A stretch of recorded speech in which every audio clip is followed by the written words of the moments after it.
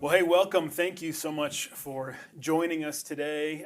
My name is Chris. I'm one of the pastors at Crossroads Church, and I'm also here with Steve Cuss, lead pastor at Discovery Church. And man, we are just so excited to be here together with you today. And in fact, we want to hear from you.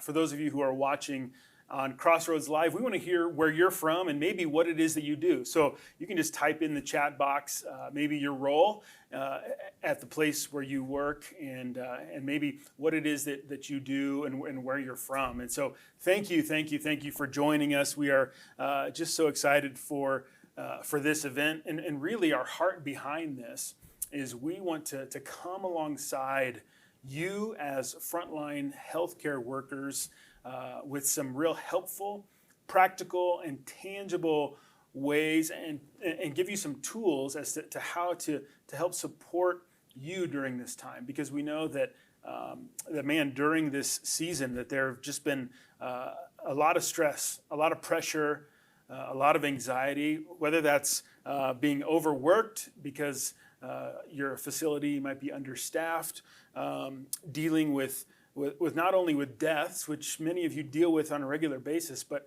just the increased amount of death that's happened over the last year, and many of those you being the only one there with the patient who's dying, and this all sort of snowballs, right? Yeah. And maybe there's worries of personal safety or whatever that looks like, and those things sort of snowball into spheres of our lives that are outside of work, right? So it begins to affect our relationships, our families, our marriages, and all of this sort of stuff. And so we really want to come alongside you and just encourage you and help out however we can. And so that being said, a couple of quick things before we dive in. One is there is a link to our survey. Since we want to be able to help you effectively, we have an anonymous survey that you can fill out and just to give us some insight into some of the things that you might be dealing with. And so as we move forward in the coming months, we can more effectively help you. But also, we want to hear from you about questions you might have. In fact, if you want to type in the chat box some questions that you have regarding some of the topics that we're covering, in our upcoming podcast, we are going to be addressing some of those questions. And so feel free to ask some questions and we will do our best to do that. And so, again, before we dive in, Steve Cuss, lead pastor at Discovery Church. Steve and I both have experience as chaplains. Steve is also the author of an amazing book called Managing Leadership Anxiety, Yours and Theirs. Our teams have gone through it. Personally, it's affected me in a lot of ways. And so thanks, Steve, for being here with us today. Yeah, I'm glad to be here, and really great to be with everyone as well. As Chris said, we both have clinical experience. I cut my teeth. My very first job out of college was as a trauma chaplain, Yeah. full-time, level 1 trauma. I did trauma in hospice, and so my heart is with healthcare workers because I was one. And I'm excited to be here today. Yeah. Thanks for being here. So we're going to cover a few topics. Those topics are going to look like the physiological signs of pressure and anxiety that we can start to recognize, identifying those things that trigger that within us, and then finally, what are some life-giving habits? How do we develop those life-giving habits in our lives so that we can just continue on in a healthy way? And so maybe first let's start about talking about anxiety and pressure as a whole, right? There's acute anxiety and there's chronic anxiety. Maybe give us some, explain to us a little bit, what does that mean? What are the differences there? Yeah, it's a great question. Yeah, because obviously I'm a pastor, but my field of study is actually in anxiety. And, a lot of people hear that word and they say, well, I'm not really an anxious person. But anxiety isn't worry and fear necessarily. It's actually quite sophisticated. So we do break it down into a lot of categories. So people are probably very familiar with like PTSD, which is a specific form of anxiety. And then, for the sake of what we're chatting about today, we're talking about acute versus chronic anxiety. And healthcare workers deal with both. So acute anxiety is actual life and death. It's either when you are involved in life and death, or more commonly, when you think you might die. So, if you're driving on the interstate and the car in front of you brakes suddenly and you think you're going to run into them, that's acute anxiety. You have a physiological reaction. What's distinct about acute anxiety is it's always short term. It only usually lasts a few seconds. I remember, about a year and a half ago now, I was jogging my dog and we were on a trail in Colorado and the leash went stiff and I looked back, my dog is rigid, she won't move, and I've jogged right over a snake. And so now the snake's between me and my dog. That's acute anxiety. I was like, I think I'm gonna die. Yeah. Turns out it was a bull snake, I was fine. And that's what's interesting about acute anxiety is it's short term and you can calm yourself afterwards. What we're talking about today, Chris, is chronic anxiety. Chronic anxiety isn't short term, it's actually constant. It's always with us. The founder of the theory I studied, Murray Bowen, who's a psychiatrist, he says to be human is to be anxious, by which he means we will always manage chronic anxiety. So it's not short-term, it's constant. It's not an actual threat. It's a perceived threat. It's what happens when you don't get what you think you need. And that's where it gets really interesting for healthcare workers. Maybe a classic example is when a patient wants a guarantee that you can't offer. Right. Or the family. Yeah, or the family does, yeah. Uh-huh. And so then you want to give them something you cannot, and you then get anxious. So what I learned when I was a chaplain, I served on the code team, and I was always, frankly, a little jealous of the doctors and nurses because they would be in the room taking charge. But my job was to sit with the family just outside the room and wait. And I got so anxious because actually one of the signs I'm anxious is when I take charge. I'm not saying when you take charge, you're anxious. I'm just saying one of the evidences you might be anxious is that proactivity, that let me leap into action, because you're incapable of just sitting and waiting. Yeah. So chronic anxiety is really sophisticated, and we'll get into it a bit, but basically it's based on false need, the need to have the answer, the need to always get it right. So when I wake up at 3 a.m, and I start thinking about all the things that are heavy on my mind. Yeah. Is that chronic? Chronic anxiety. Or is that okay? Yeah, and anxiety is always infectious. So what's interesting about healthcare is the trauma, acute and chronic, they all pollute each other. Yeah. So it gets really hard to then detangle them. But that 3 a.m. thing is most of the time chronic. Could be PTSD. Yeah. Yeah. Well, that's good to know, I guess. Yeah. All right. Well, so all of us, as you said, to be human is to be anxious. Yeah. So all of us have this side of us. Many of us maybe aren't aware of that. Right. Right. And that can be sort of a trap that we can easily fall into when we don't realize we're anxious. Yeah. And other things are happening. And so I know there's some ways to like knowing is half the battle. Yeah, right? that's I mean, right. wasn't that G.I. Joe? I don't remember. I don't know if it's G.I. Joe, but there's a psychiatrist named Kurt Thompson. He says to name things is to tame things. Okay, I think that's pretty good. I'm trying to think of a childhood cartoon. I can't remember which one, but knowing is half the battle. Yeah, but Well, same how are you idea. feeling right now, not knowing? We're on a live thing. How's your anxiety doing? Man, I feel like I'm just going to sit and wait, like you said, and I'm okay with it. Yeah. Right? Although my heart's beating a little bit bit, faster. yeah. But that's okay. So, how do we know? How do we know when we're starting to feel a little anxious? What are some of those things that we can be aware of physiologically so that we can at least start becoming aware of it? Yeah, it's a great question. Yeah, because anxiety does manifest in the body. It actually starts in your mind, Right. chronic anxiety, but you often first notice it in your body. And most caregivers, so pastors, teachers, medical professionals, we are often the last to know when we're not okay. Like Why is that? Why do you think? we're others focused. There's two kinds of people in the world. There's people who are more comfortable caring, and there's people who are more comfortable receiving care. I don't know where you land on that, but I am uncomfortable when someone's caring for me. Yeah, I'm probably the same way. Yeah, I actually have to, it's weird, right? I have to do work when somebody is taking care. How are you doing? Oh, never mind me. How are you doing? Right. And I believe it's selflessness, but it's not. It's actually anxiety. So what gets really interesting, particularly in like healthcare professionals, is sometimes you need someone else's help to know when you're not okay. So I'll ask you the question, Chris, and I guess I'll ask you guys as well. Who in your life knows you're anxious before you know you're anxious? What would it be for My you? wife, Renee, Yeah. for sure, she knows when I'm anxious. And probably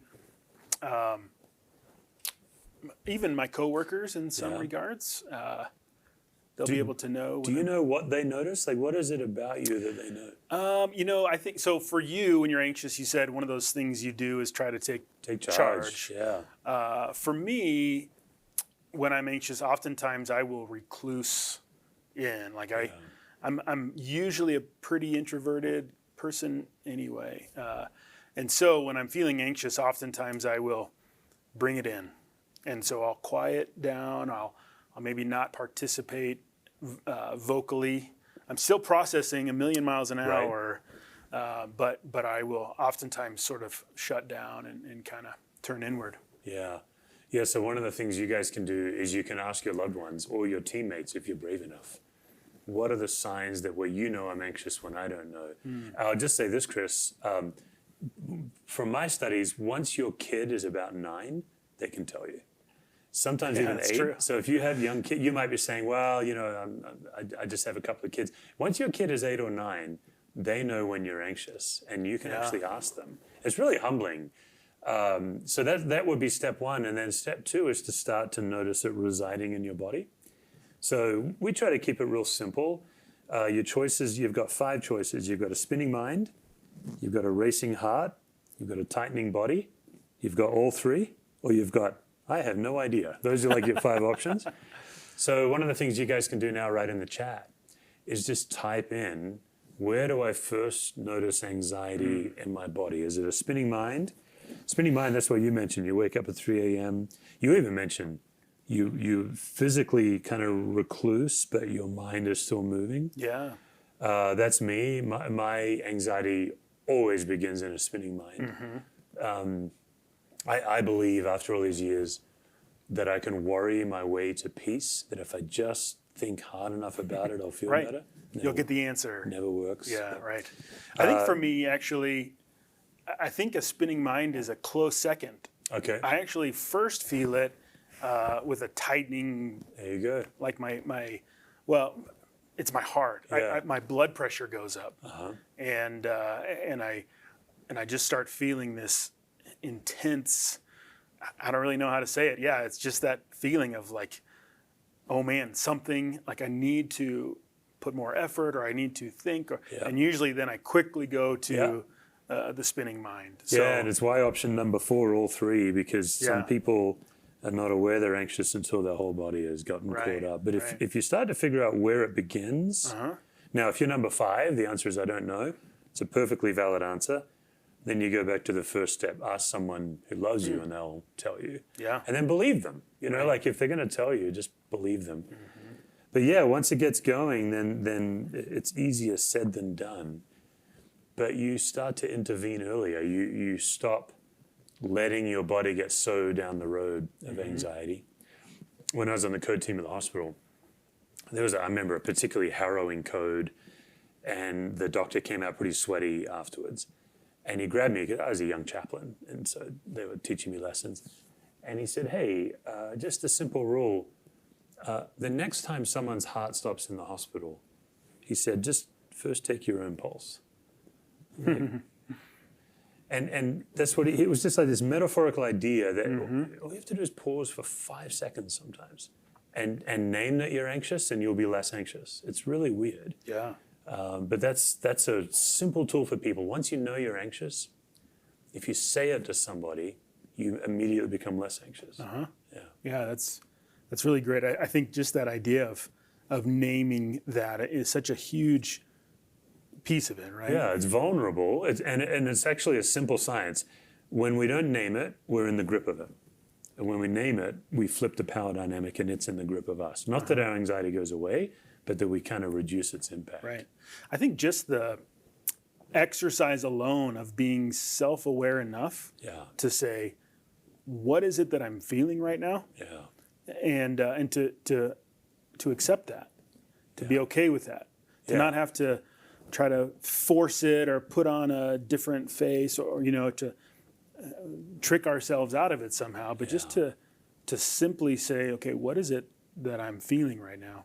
And, we call it being exactly human-sized. Right. Like, what if you just did your job as an exact human being? Yeah. Because most of us, we put ourselves under all this pressure. We always think we have to do it right every time, and everyone has to be happy with us. These superlatives, right? This all and every, too much pressure.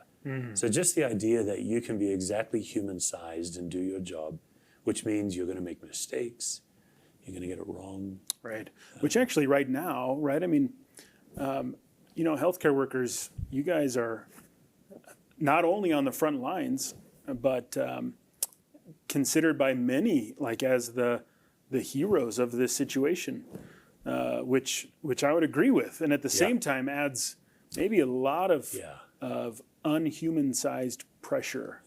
Right, to be Superman or Superwoman in that moment, right? Like I have to be able to do this, and then when things don't work out well, then that can increase anxiety, can't it? Yeah, especially a year in, right? Like we're talking about this 1 year in. That's a long time to be running on adrenaline. Yeah, no kidding.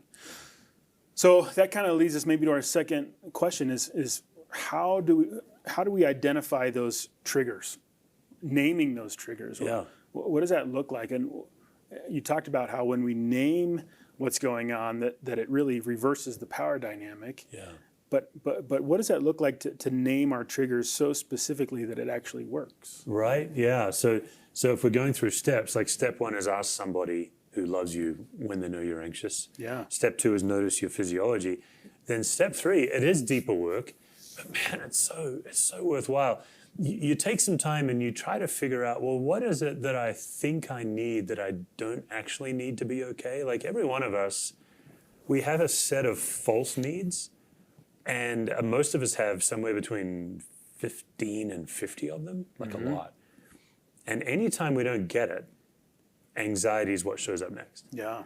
I'm keenly aware of my very first encounter as a chaplain. I had never seen a dead body before. And I was paged to the intensive care waiting lounge. And it was a family of 12 people. And the doctors and nurses were in there. From what I found out later, about a minute to 2 minutes before I showed up, the doctor had told the family, your mum died on the table. Unexpected death from a surgery. And this family, and maybe you guys have experienced this, it's what we call wailing and flailing. The family, all 12 of them, just exploding in noise, and like one lady's headbutting a wall. It was crazy. So I walk in. I'd never done anything like this before. I was totally green. The doctors and nurses leave, and now it's me, and my job is to do something. Wow. Now I'm young. I'm not aware. Hadn't done any of the work I've done now. So I'm anxious. And why am I anxious? Because one of the things I believe I believe that I need to know what to do in any situation. That's crazy. Right. So I didn't know what to do, so now I'm anxious. Yeah. And then if you'd watched me like a movie, you would have seen me taking charge. I was trying, this hopefully is going to sound funny to you guys, not offensive. I was trying to manage someone's grief. Crazy. So I'm talking to people. I'm just being directive. Meanwhile, a nurse comes in, and I'd never met her before, and having never met her, I can tell from her face she's already angry at me. And I don't even know her name. And she beckons me out of the room, and she's all kind of in a hurry. She's like, look, we need the bed, so get the family in to visit their mum. Get them out. We need to turn the bed. Let's go. Now, I couldn't name it at the time, but one of my chronic needs is I need to please a stranger. So now what's happening is I'm operating under two false needs. And this is what anxiety does, Chris, is I'm no longer present to the people who actually need something. I'm now in the grip of what I need. Yeah. So the next step for you guys, it is a harder step, is to begin naming, what do you think you need that you don't really need? What would come to mind for you? I can certainly relate to needing to please people. Yeah, And, which makes pastoring fun for you. oh yeah, it's great. So I've identified a few things for me. One is when I have unresolved conflict. Okay. And So if you don't mind us playing with this, yeah, please. how would you say that in a sentence like, I need... I need to have the relational ties between myself and everybody I care about to be strong and perfect. Yeah. That's what I need. Yeah, So that's good. So when those relational ties start getting wobbly, it really it freaks me out. Yeah. Not only that, but it really drains my energy level. So oftentimes what I'll do, usually prematurely, is I'll try quickly to try to fix things.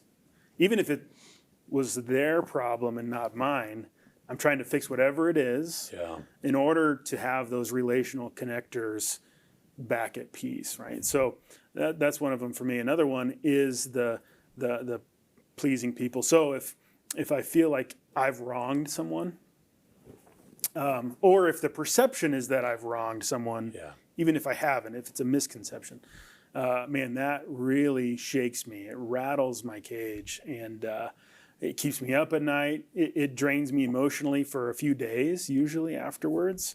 And sometimes what I'll notice too is because I'm so quick to try to repair that relationship, I'll do that too early, meaning that I'm a slow processor. Yeah.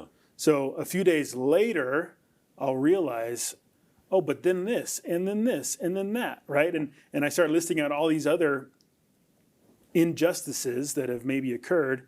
However, the other person's mind, they might think, well, we talked about it 3 days ago. It's done. Yeah. But here I am just sort of freaking out. So those are some of my main triggers is just those relational triggers. And I'm sure that, and kind of like you mentioned for healthcare workers, that, when you have to deliver not so good news to a family, or you have a coworker that you have some conflict with, right? That these sort of things can be a part of our everyday lives, right? Where we're having those situations where, for me, those are triggers for anxiety and stress, those relational conflicts. Yeah, this is why I'm really excited that you're hosting this, because those of us who are in extremely high risk, high stress jobs, it's so important that our team is like a refuge from the storm. So I used to run a crisis intervention department at a large church in Las Vegas.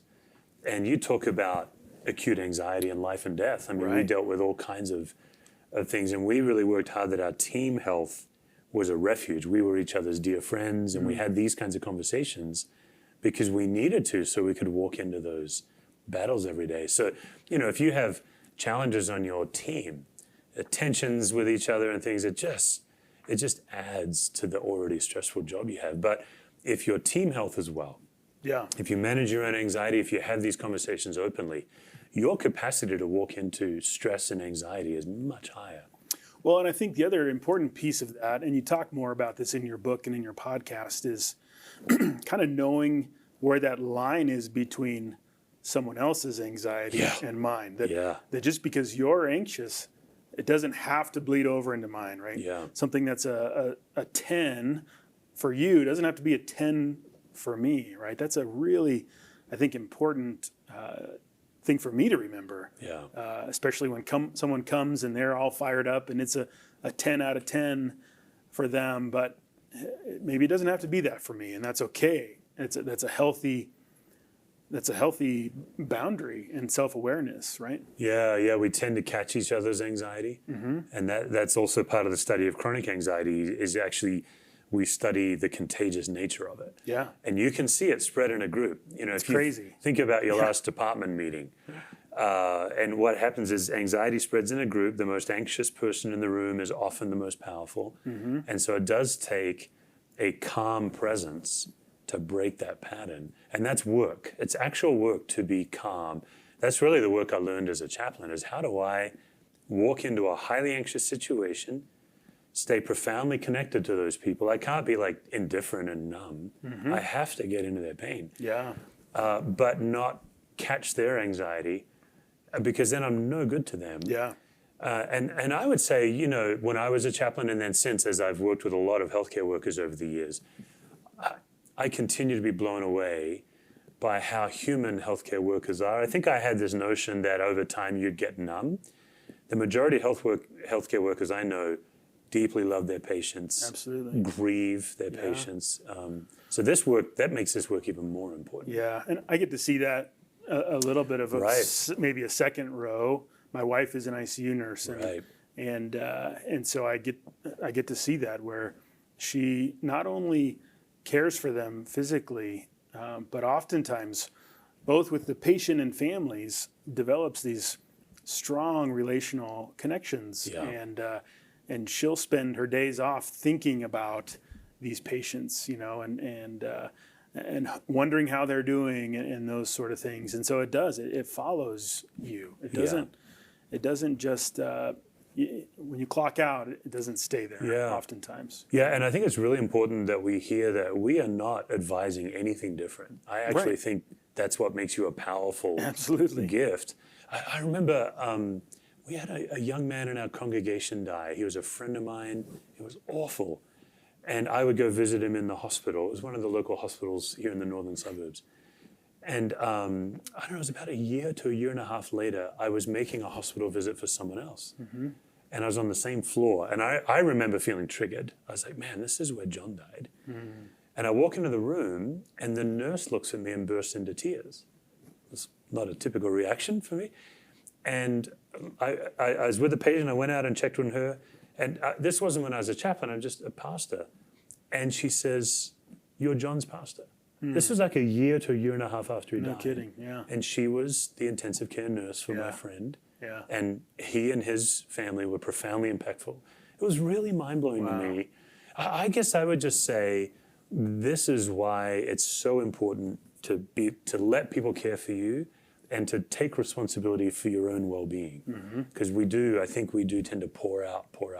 Yeah. Yeah, that's good. Good stuff. I remember when I was a chaplain in CPE program, which is basically chaplain in training, and it's like a medical resident for ministers. Right. Yeah. And up until that point, because I never went to. I'm not a nurse. This was brand new for me, working in hospitals, and I remember my first time seeing CPR. Yeah. And I mean, you're probably laughing at me now. I was a newbie, right? And all I had known up until that point was what you see in shows and movies and stuff. Like this Which, nice by the way, little... they never show a chaplain on those TV shows. I'm a little grumpy about that. That's true. They never feature the chaplain.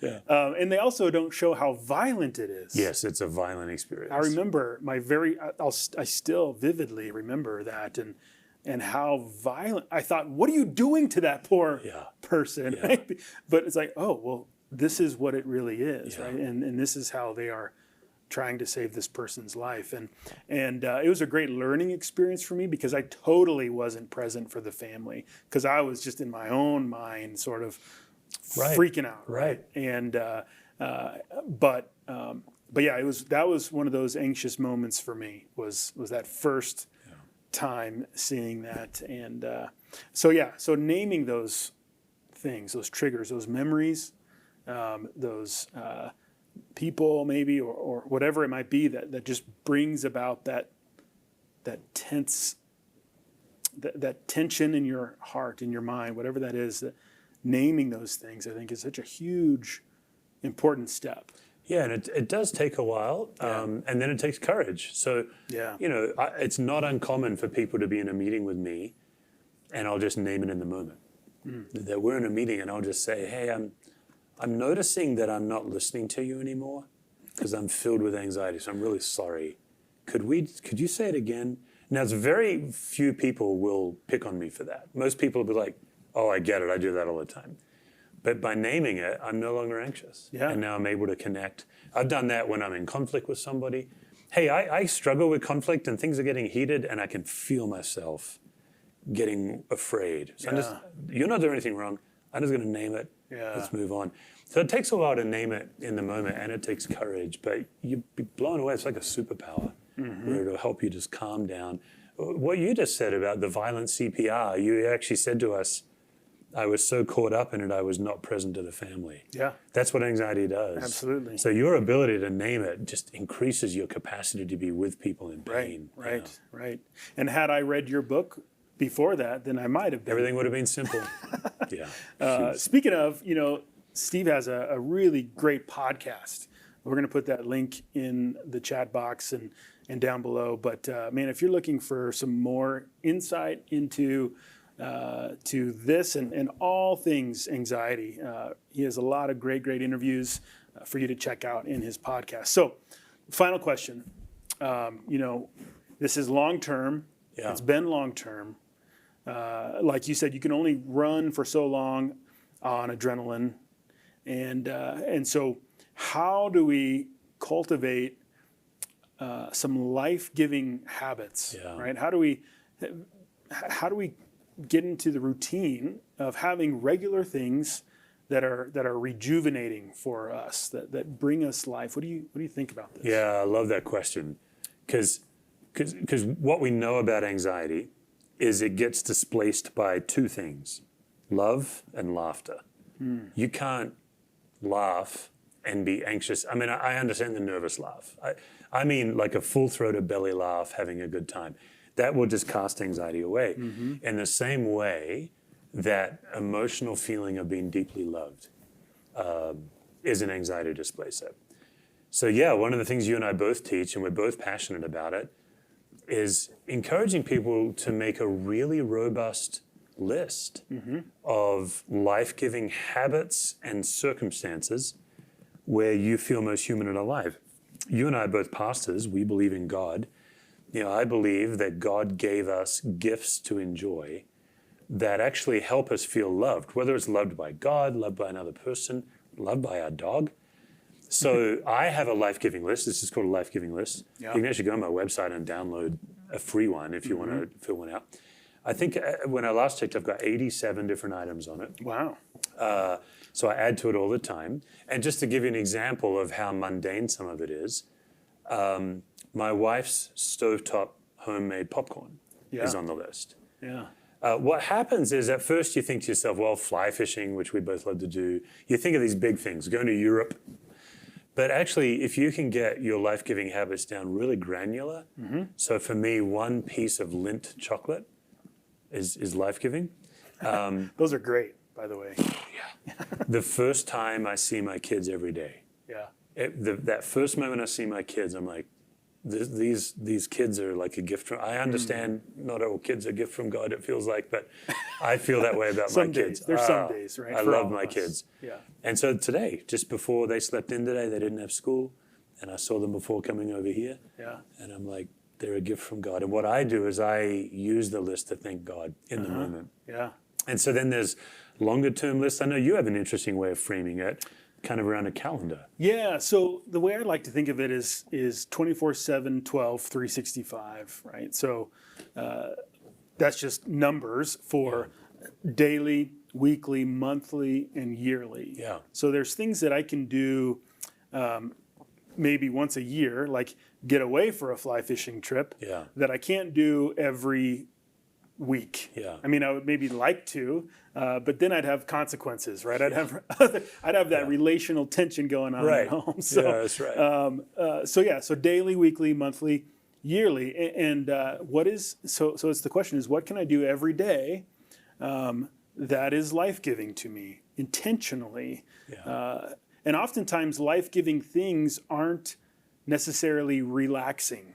Yeah. Right. Right. So they maybe, and in fact, I have some more thoughts on the difference between something that's life-giving versus just like self-medicating. Right. So, but what are those things? Identifying something that I can do every day, week, month, and year. So, what I've learned is the most important one of those four is daily. That if I'm doing something daily, intentionally, that's life-giving, then it's much healthier for me in the long run, right? It's when I skip the daily things or the weekly things, right? So it's easy to fall into a trap of going, well, I have a vacation coming up in 9 months, so I'm just going to press hard and I'm just going to limp to the finish line, and then I get a week off and I'm going to go sit on the beach, right? Now those things are great, and that may be your one yearly life-giving thing. However, I kind of equate that like not brushing your teeth every day, Right. and then going to the dentist every 6 months and expecting good results, Yeah. right? So we can't do that. And it's the same thing with our own self-care, our own health is what are those things that I can do every day? And so like you and the stovetop popcorn, I have little things that I do that I try to do every day. Like for one of those things for me is when I am able to get up before anybody else in my family and I go make coffee and I just spend some time reading or listening to music in the quiet morning. It's just a life-giving thing to me. I can do that every day. I also really enjoy, music or getting out into the mountains or going for a nice drive. Can't do that every day. Maybe every month I can do something like that. And so I think having that variety around a calendar is really helpful for developing some of those habits. Yeah, I really like that. And I would add to that if it's helpful for people, once you make these lists, you can use them reactively and proactively. Yeah. Because I think what happens is when you get an anxiety's grip, you kind of lose your imagination. You get all rigid and you bear down. But to your point of framing it out on a daily, weekly, monthly, annual basis, that kind of forces you to make a long list. So what I do, I literally do this. When I know I'm anxious, I literally pull out my list and I'll just start doing things on the list. One of the random things for me is playing acoustic guitar. It generally displaces anxiety. I've also got a lot of people on my list, so I'll call those people. And so sometimes I'm doing it reactively. I'm anxious, now I'm going to displace it. And then other times, kind of the way you're sharing is proactively, like, let me make sure I'm in a healthy rhythm. Because, the golden rule, right, is love your neighbor as yourself. And my experience with frontline workers is we're actually better at loving our neighbor than ourselves. We're kinder to our patients and our clients than we are to ourselves. Right. So what would life look like if you were at least as kind to yourself as the people you're serving?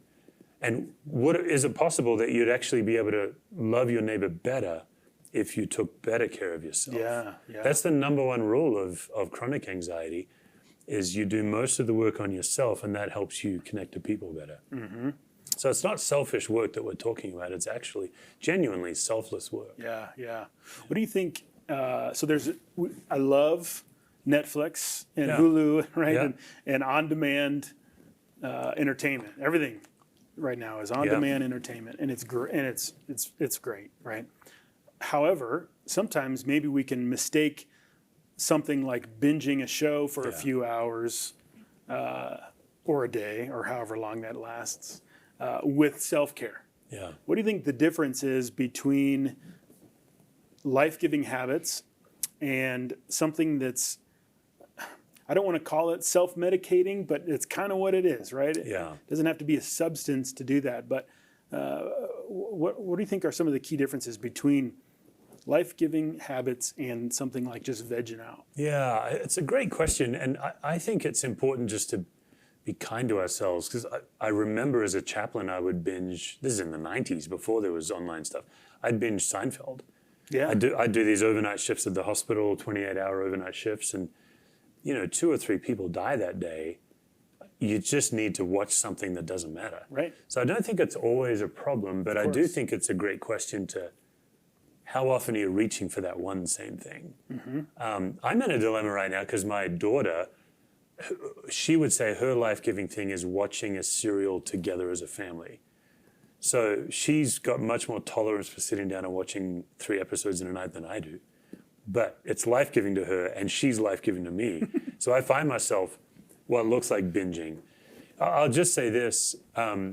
Sometimes binging Netflix is the sign you're anxious. And it is to your, I think that's what you're getting at, right? That kind of numbing out, disconnecting. So I think it's fine once in a while, and I think if it's your number one go-to, you really should be broadening your I'm glad you said that, because I'm in season 3 of Seinfeld right now. Are you really? So it's great. Yeah, I love it. It shows age well. Yeah, I love it. And pre-cell phones in the show, it's just refreshing. Right. One of the ways for me, that I can tell if something is life-giving or... Because usually for me, those things that we think might be neutral, which again, there's nothing wrong with watching some Seinfeld here and there. But oftentimes those neutral things can become life draining. Yeah. So you're scrolling social media or whatever that looks like. And then after a while, it just sort of drains you. So for me, one of the ways I figure out, like, is this life-giving or is this maybe something that's life-draining, is I just stop afterwards and I just sort of take inventory of what I'm feeling. Do I feel better? Do I feel less anxious? Do I feel like I'm standing a little bit taller maybe? Do I feel a little bit more at peace with what I'm doing, right? Or do I just feel a little more drained, and now I have more things to think about because so-and-so said this on social media, and it got me thinking about that, and then politics, and right? And then it just can snowball into other things. And so for me, it's just stopping and going, what is this thing that I'm engaging in, this habit? How is it making me feel, right? And just taking that inventory, that audit of our hearts. What about life-draining things? How important is that to identify? I think life-draining people is really important to identify. Life-draining people. And I'll just be frank, as a pastor, it's important that we know who those people are. Right. And I'm guessing that's the same in a work environment. I think that this is a generalization, so that means it's not always true, but my general impression is if God made it, it's life-giving. So God made, I believe, the mountains, snow, food, the people I love, life-giving. And then social media, things like that, neutral or life-draining. Man, knowing what's draining to you, and you're hinting around at self-medication. We can talk all day about Netflix, but if we really want to get into like destructive addictions. Absolutely. If you're carrying a secret that you're trying to hide and you're thinking, man, if someone knew about this, I would beg you to get help, to name it to somebody, because that you're talking about life draining. If you're talking about alcohol or pornography, some of these secret habits people go to when they can't handle their pain, it's going to eat them alive. Right. Yeah. Eventually it'll catch up to you. Oh, and it's not about being caught. It's about just toxic in your soul, right? Absolutely. It's just about not having peace and happiness. Yeah. Right. Yeah. And I think naming life-draining things is just as important, if not more important, as naming life-giving things. Yeah. And I think we can say this, right? As pastors, it's okay to name life-draining people. That doesn't mean they're bad people. Right. It's just okay to know it so you can be more careful around them. And you can't always, maybe that life-draining person for you is someone that you work with. Yeah. Just tell them. Just tell them, right? Just name it in the moment. So you can't always just avoid life-draining people. Yeah. Sometimes they're part of your regular everyday routine. Yeah, I mean, you could have a staff meeting and in front of everyone say, there's life-giving people, there's life-draining people, and George, I think we all know you're life-draining. I would not recommend that. You could try it, see what happens. See what happens. Let us know. Yeah. Oh, that's good stuff. Well, any other thoughts that you wanted to share on any of this? No, the theory that I've been trained in is what's known as family systems theory. Mm-hmm. It's Bowen theory for people who want to chase it. And it's simply, at its core, it's simply the study of how anxiety spreads and how it impacts us. And the simplest idea is the more you can manage your own anxiety, the more capacity you have to be well, mm-hmm. and then to help others. The simplest metaphor would be the airplane flight where they say first put the oxygen mask on your own face. That'd be family systems in a nutshell. I would just encourage people to stop believing the lie that being others focused is selfless and start realizing that taking care of yourself is actually your responsibility. Mm-hmm. And if you want to serve people better, then you deepen your own well. You dig a deeper well for yourself. So that's what we did today is just a little taste of that. I would just encourage people to chase that. Yeah, absolutely. Well, thank you so much for joining us today. Thanks for being a part of this. We hope that it was refreshing for you. We hope that maybe there's some things that you can take from this and think about, and maybe some real practical tools that you can put in your back pocket and use today or tomorrow when it comes to just managing that anxiety in your role. And so just want to remind you about a couple of things. One is check out Steve's podcast. You can find it everywhere podcasts are available, right? Yeah, you can just go to stevecusswords.com. Okay. And then I also, once in a while, I'll do a 30-day anxiety challenge people can sign up for, where I kind of put you through a 30-day experience. Yeah, that's great. And no previous experience necessary for those sort of things. Yeah. And so, so check that out. Also, for those of you who maybe put some questions in the chat room, we will try to take some of those and answer them on our next podcast coming up here. And finally, I just want to say, man, thank you so much for your work. We know that you really have not only been the frontline workers and heroes, but you've been the ones that have been just the tangible love for families. I mean, many times you're the ones who are there with a person who's dying, and nobody sees that. Nobody else really gets to experience that heaviness that you have to experience. And so, man, we just thank you. We want to encourage you. We want to bless you. In fact, typically during Nurses Week at hospitals, they do a blessing of the hands. And I know that it's not Nurses Week right now, but for those of you who would like to participate in this, I want to just share a quick blessing over you. And if you would like to, just simply put your hands out as I read this verse and say this blessing. This is from Psalm chapter 90. It says this: "Let the favor of the Lord our God be upon us, and confirm us the work of our hands. So may your hands, your minds, and your hearts be blessed for all the care you provide. And may the patients, families, and team members that you interact with be blessed through your care." Thank you so much for joining us.